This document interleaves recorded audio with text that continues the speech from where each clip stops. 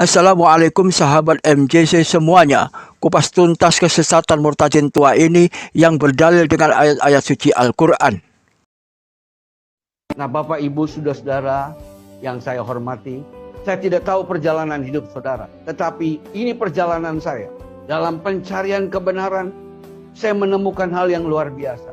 Dan tanpa sadar, saya melihat ada satu hal yang keliru dalam cerita tentang Muhammad, yang tidak diungkapkan.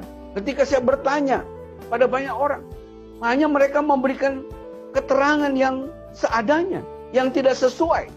Dan itu sangat menyedihkan saya. Kelirunya di mana, Bir? Kenabian Muhammad SAW jelas tertulis di Al-Quran. Muhammad itu bukanlah bapak dari seseorang di antara kamu, tetapi dia adalah utusan Allah dan penutup para nabi, dan Allah Maha mengetahui segala sesuatu. Al-Ahzab ayat 40. Nah, saudara-saudara, tantangan lain yang saya dapatkan ketika saya mempelajari hal ini, saya menemukan begitu banyak pertentangan. Kenapa saya katakan ini? Karena Quran sendiri yang menantang ini.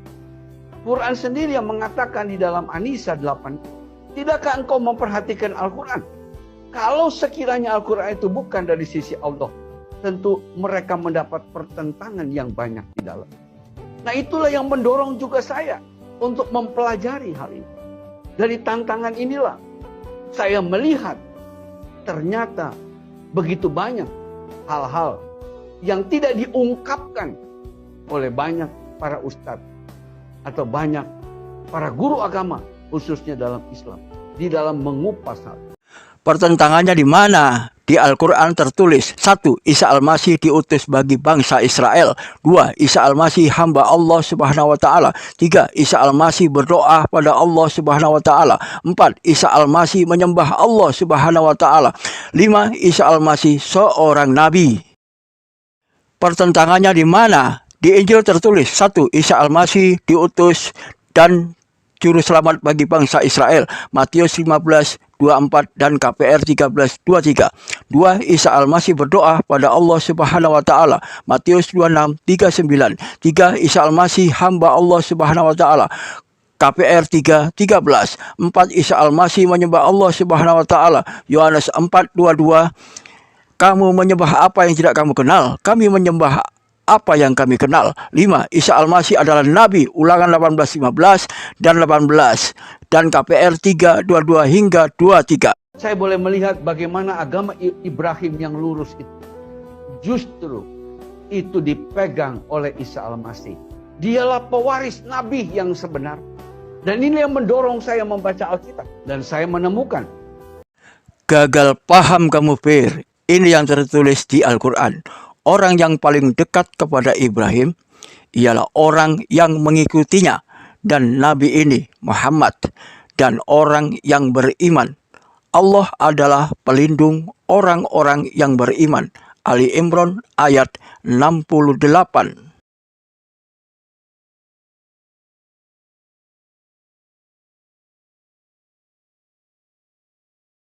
transisi bagaimana saya mulai digoyang. Tapi ternyata Allah menuntun saya kepada satu kebenaran yang sejati. Dan saya boleh melihat justru lewat Quran saya diperkuat bahwa Isa adalah kebenaran yang sesungguhnya. Kebenaran Isa Al-Masih di Al-Quran. Pesan Isa Al-Masih, sesungguhnya Allah itu Tuhanku dan Tuhanmu, karena itu sembahlah Dia. Inilah jalan yang lurus. Ali Imran ayat 51. Isa berkata, dan sesungguhnya Allah itu Tuhanku dan Tuhanmu, maka sembahlah Dia. Ini adalah jalan yang lurus. Maryam ayat 36.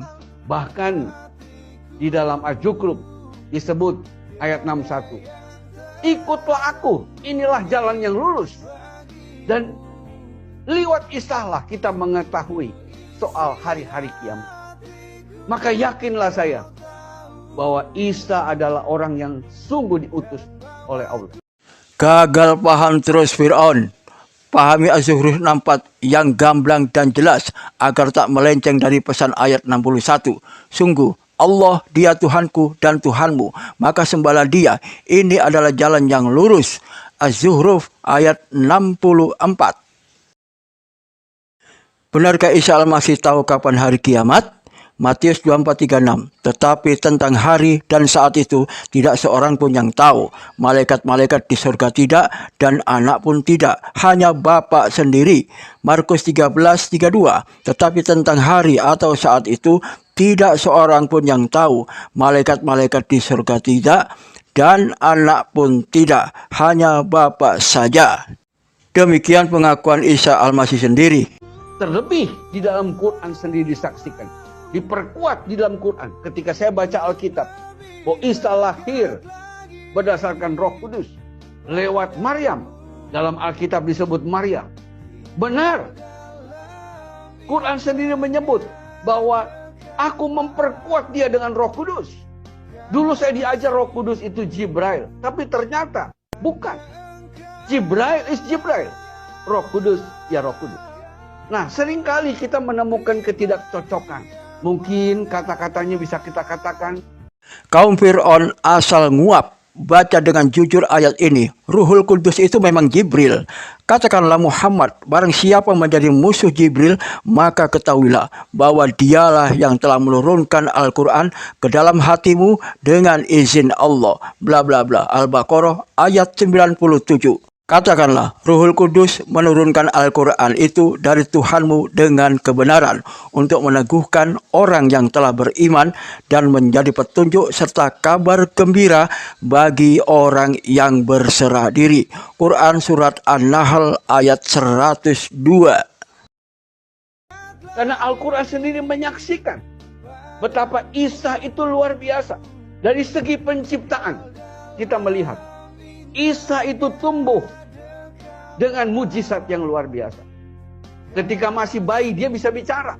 Dalam Quran, di dalam surat Maryam sudah disebutkan. Dia bisa bicara sejak bayi. Dia bisa membuat burung dari tanah dan menghidupkan. Itu mujizat yang luar biasa. Heboh kaum Fir'aun soal mujizat Nabi Isa Al-Masih. Mujizat Isa Al-Masih terjadi karena izin Allah Subhanahu wa Ta'ala. Sama halnya mujizat Nabi Isa Al-Masih menghidupkan Lazarus. Itu juga karena izin Allah Subhanahu wa Ta'ala. Tapi ketika saya baca posisi Muhammad hanya berkata, aku tidak tahu iman. Aku tidak mengerti iman. Sebelumnya aku tidak tahu.